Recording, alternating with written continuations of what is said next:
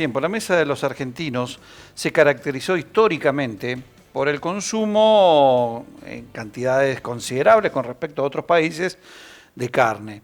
La carne siempre fue en el plato de la mesa de los argentinos, digo siempre fue, digo fue porque ya no lo es tanto, fundamental para cualquier tipo de dieta que los argentinos llevaran adelante. Estoy hablando de épocas en las cuales se consumía per cápita, hasta se llegó a consumir 80 kilos per cápita, ¿no?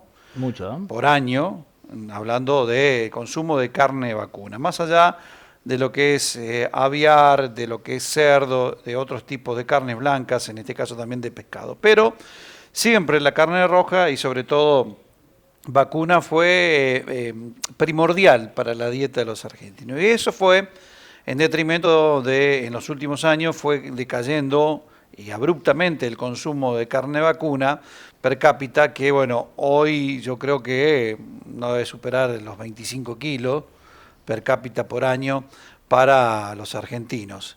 Esto fue porque se fue dando una serie de circunstancias, más allá de una baja estacional que puede tener por inclemencias del tiempo, por prolongadas sequías, por lo que es el producto, en este caso, hablando de la alimentación, del rodeo, como así también de pasturas, también se vino dando, obviamente, por una situación económica, el incremento de los precios, la inflación que fue carcomiendo, ¿no? Que fue horadando el bolsillo de los argentinos, y hoy en día nos encontramos en una situación en la cual por ahí algunos me dicen, sí, pero la carne sigue siendo lo más barato con respecto a otros, porque un kilo de carne, sí, es cierto, puede ser, pero el kilo de carne también el bolsillo tiene que alcanzar para comprarlo. Y depende que cortes. Y cada vez está más lejos, bueno, ¿no? Y depende que cortes. Por eso también nos preocupamos, y en realidad, Omar, pudiste lograr una nota en la cual creo que va dando a conocer puntos fundamentales de la cadena de comercialización de la carne, ¿no? Exactamente, Hernán, ya anticipé al entrevistado. Bueno, decíamos, nos llegamos a hablar con Diego Bocio, consignatario de Hacienda, un vecino en nuestra ciudad, para hablar sobre esto, una nota más que interesante, porque por ahí cuenta algunos pormenores que el consumidor normal no conoce, no sabe. El consumidor normal conoce cuando va a la góndola del supermercado o a la carnicería. Y vamos a la carnicería y nos agarramos con el señor carnicero de por qué aumenta la carne. Bueno, Diego nos va a contar por qué el aumento de la carne y nos va a explicar algunas cuestiones que tienen que ver con la cadena de comercialización. Desde la cría hasta la faena, ¿no es cierto? La verdad que es muy interesante la nota, tiene dos partes esta nota. Vamos a compartir ahora la primera parte donde nos va a hablar sobre el aumento del precio de la carne y sobre la cadena de comercialización de la misma. Lo vemos. Nos acercábamos un poco para preguntarte por el tema de la carne, tema que hoy en día es un poco movido, viene en las noticias. Bueno, ¿cómo está toda esa cuestión, los aumentos, qué es lo que se viene? Bueno, más aumentos, seguramente, porque está muy atrasado el tema de costos de la carne relativo a la inflación que hubo en todo este último periodo. La carne sufrió una actualización a principios del año 2022 y de ahí hasta la fecha no había tenido casi actualización de precio. ¿Cómo se basa el precio de la carne? ¿Cómo se desata todo esto del precio de la carne? Fundamentalmente por la sequía que hubo en varias provincias. Entonces ahí es donde la necesidad de la alimentación adicional hace que empiece a haber menos oferta al mercado con carne terminada y empiece el que tiene carne terminada a cobrar los incrementos por el tema de la alimentación. Fundamentalmente eso. Y segundo, es una actualización nacional y también a nivel mundial del precio de la carne, como los commodities de cereales, lo mismo, entonces eso incide también en el precio de la carne.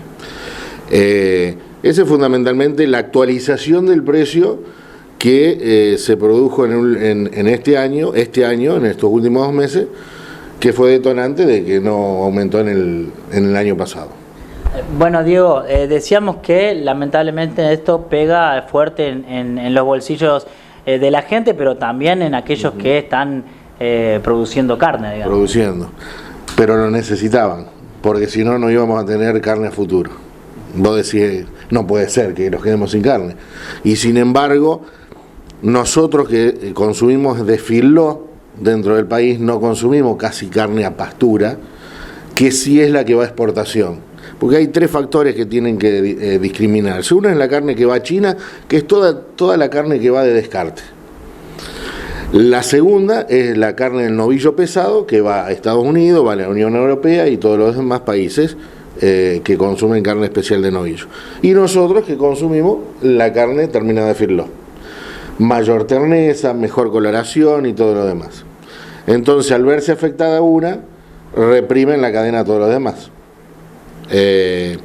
Yo creo que esto, los productores necesitaban este aumento, necesitan un pequeño aumento más, porque todo lo que es insumos es en dólares, todo lo que es el commodity de grano, que es la alimentación básica de un filó, aumentó en mayor medida a lo que sale producir 1 kilo de carne. O sea, todavía hoy lo que sale 1 kilo de carne, producirlo, el grano, el cereal está en mayor precio. Así que yo creo que dentro de poquito, con un 20% más, tiene que estar normalizando ya la situación para poder producir. Bien, en cuanto a esto, entonces tenemos un panorama en los próximos meses de futuros aumentos. Sí. O sea, la gente tiene que saber que cada vez que vaya a la carnicería es muy probable que vaya con aumento, que venga con aumento. Ahora seguramente entre 400 y 600 pesos se debe haber incrementado el costo de carne en el mostrador, y yo calculo que un 200, un 400 pesos más falta llegar al público, que es lo que ya se está pagando en el mercado de la carne. Se puede frenar un poquito estacionalmente al ingreso del invierno. Se incorporan otras provincias como Santiago del Estero, Chaco, que son provincias que tienen mucho calor, pero tienen también mucha producción de carne en la parte invernal. Si la sequía se corta un poquito y acompaña la producción de granos, que en la primera etapa fue bastante floja, y las pasturas, obviamente, que son la base fundamental de estas provincias.